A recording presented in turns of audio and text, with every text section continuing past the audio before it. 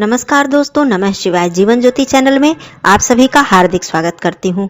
दोस्तों, जीवन में हमारे सुख समृद्धि सौभाग्य बरकत बनी रहे, इसके लिए हम सभी प्रयास करते रहते हैं, लेकिन ऐसा हो नहीं पाता है। कुछ न कुछ कमी हमारे जीवन में लगी ही रहती है। आज दोस्तों मैं कुछ ऐसे नियम बताऊंगी, ऐसे उपाय, यदि इसे उपाय ना कहें तो ज़्यादा अच्छा होगा, क्योंकि ये ऐसा उपाय नहीं है कि इसे आपको 7 दिन 21 दिन 11 दिन 40 दिन करना है और फिर आपके जीवन में सब कुछ चेंज हो जाएगा। नहीं, ये नियम है जो कि आपको अपने जीवन में शामिल करना है, अपनी दिनचर्या में शामिल करना है। और ये नियम बहुत ही आसान से हैं, बहुत ही छोटे छोटे कार्य हैं, बस इनको नियमित दिनचर्या आपको बना लेना है।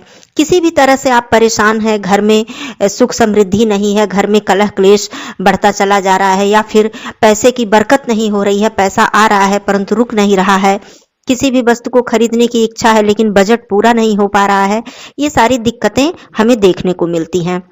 आइए जानते हैं कि ये कौन सा ऐसा नियम है कि जिन्हें अपने जीवन में अपना लेने से निश्चित रूप से बदलाव आएगा ही आएगा। तो चैनल पे आप पहली बार हैं तो चैनल को सब्सक्राइब कर लीजिएगा। वीडियो आपको उपयोगी लगता है तो एक लाइक जरूर कीजिएगा। कमेंट बॉक्स में जय मां लक्ष्मी जरूर लिखिएगा। दोस्तों, मां लक्ष्मी जी प्रसन्न हो, हमारे घर में अस्थायी रूप से निवास करें, ये हम सभी चाहते हैं। आपको करना क्या है, सप्ताह में एक दिन का नियम मैं बता रही हूं, जो कि शुक्रवार के दिन का ये नियम है। इसको आप प्रत्येक शुक्रवार को अपने जीवन में पूरी तरह से शामिल कर लें। कभी मान लीजिए कोई बहुत परेशानी आ गई या कहीं कोई इमरजेंसी आ गई तो बात अलग है, नहीं तो अपने जीवन में माताएं बहनें इसे शामिल कर लें। सबसे पहली बात, मैं सुबह से लेकर शाम तक का पूरा आसानी से साधारण शब्दों में बता देती हूँ, आप सभी लोगों को समझने में आसानी होगी। शुक्रवार के दिन आपको ब्रह्म मुहूर्त में उठ जाना है। देखिए, सुबह उठना तो हर तरह से लाभदायक है, चाहे आप शारीरिक रूप से, मानसिक रूप से, आर्थिक रूप से, तो सुबह उठना हर तरह से आपके लिए लाभकारी है। तो इस उपाय के लिए भी, इस नियम के लिए भी आपको सुबह ब्रह्म मुहूर्त में उठना पड़ेगा। वैसे तो आप प्रत्येक दिन उठिए, लेकिन शुक्रवार की मैं आज बात कर रही हूं। आप उठ जाइए। माताएं बहनें शुक्रवार को सुबह उठने के बाद अपने घर की साफ सफाई कर लें, दहलीज की सफाई कर लें, मुख्य द्वार की सफाई, सब कुछ करने के बाद स्नान कर लें। अब स्नान करने के बाद क्या करना है कि आपको इस दिन काले वस्त्र धारण नहीं करने हैं। आपको इस दिन जहां तक हो सके बहुत ही सुंदर वस्त्र, कुछ नए वस्त्र, जैसे बहुत ज्यादा पहने पुराने वस्त्र न हो, बहुत अधिक दिन के, थोड़े नए हो, इस तरह के। ऐसा नहीं कि बिल्कुल ही नया कि जो यूज न किया हो, ऐसी बात नहीं है। आप थोड़ा सा सुंदर वस्त्र, कहने का अर्थ है आप इस दिन माताएं बहनें पहन लें। और पहनने के बाद आप, यदि आपके पास सुबह समय है थोड़ा सा, तब तो आप पूरा श्रृंगार कर लें, नहीं समय है तो सिंदूर लगा लें। और इस दिन आपको मां लक्ष्मी जी की पूजा करनी है। मां लक्ष्मी जी की पूजा करनी है इस दिन, और मां लक्ष्मी जी को खीर का भोग लगाना है। यदि मान लीजिए शेड्यूल आपका बिजी है, आप नहीं खीर बना सकती हैं, तो इस दिन आप कुछ भी, जैसे सफेद मिठाई कोई हो, इसका भी भोग लगा सकती हैं, मिश्री का भोग लगा सकती हैं, मखाने की ही खीर जो कि जल्दी बन जाती है आप बना सकती हैं। लेकिन आपके पास समय हो, यदि आप बहुत जल्दी उठ जाएंगी तो निश्चित रूप से कर लेंगी। कोई बहुत जरूरी नहीं है कि बहुत अधिक मात्रा में आपको बनानी है। भोग प्रसाद का मतलब क्या होता है कि वो थोड़ा सा भी रहे, वो अमृत समान है। माँ भगवती के चरणों का प्रसाद है, तो वो कितना थोड़ा भी रहे तब भी काम चल जाएगा। तो आप प्रयास कीजिए कि आप इस दिन खीर जरूर बना लीजिए। माँ लक्ष्मी जी को भोग लगाइए, उन्हें धूप दीप करिए, जितना भी आपके पास समय है उनकी पूजा अर्चना कीजिए और उनकी आरती कीजिए। ये आप नियम बना लीजिए। मान लीजिए कि सुबह स्नान करने के बाद आप पूरा श्रृंगार नहीं कर पा रही हैं, तो जब भी आपको काम से समय मिले, आप सुबह जल्दी अपना काम निपटाकर आप इस दिन पैरों में रंग जो होता है, महावर कहिए या कलर कहिए या फिर आलता कहिए, इस दिन अपने पैरों में महावर लगाइए, सिंदूर लगाइए, इत्र अवश्य लगाइए, जिसे कि परफ्यूम भी कहते हैं। और इस दिन पूरी तरह से आप, जैसे कहा जाता है कि माँ लक्ष्मी जी की तरह आप घर की लक्ष्मी हैं, तो इस दिन आप सज सवर के पूरा दिन आपको रहना है। इत्र जरूर लगाना है, ये ध्यान रखिएगा।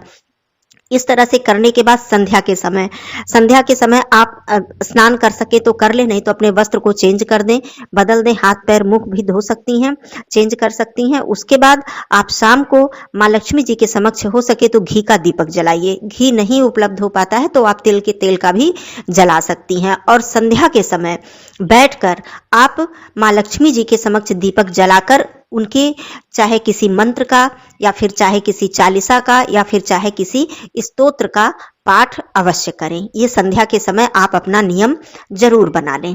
इसको करने के बाद आप माँ की आरती कर लें और कुछ भी भोग प्रसाद माँ को अर्पित कर दें। यदि सुबह जो मैंने खीर वाली बात बताई यदि आप नहीं कर सकती हैं, बहुत ही बिजी हैं या व्यस्त आपका शेड्यूल है, तो आप इसको शाम को भी कर सकती हैं, लेकिन स्नान वगैरह करके ही आप भोग प्रसाद को बनाइए। स्वच्छ आपका रसोई घर स्वच्छ हो, इस तरह से आप भोग प्रसाद बना के संध्या के समय भी ये कार्य आप कर सकती हैं। अब बात आती है कि मुख्य द्वार की।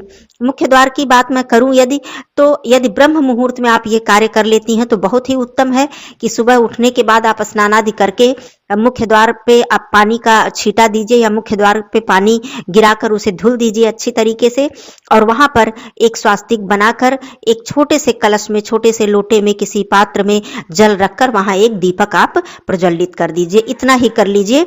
अगर ये कार्य आप सुबह नहीं कर सकती हैं तो इस कार्य को आप संध्या के समय भी स्नान करके कर सकती हैं। संध्या के समय भी आप स्नान आदि करके अपने दहलीज का पूजन कर सकती हैं, अर्थात दहलीज की साफ सफाई करके आप मुख्य द्वार पे अपने दीपक जला सकती हैं, वहां एक स्वास्तिक बनाकर छोटे से कलश में जल रखकर।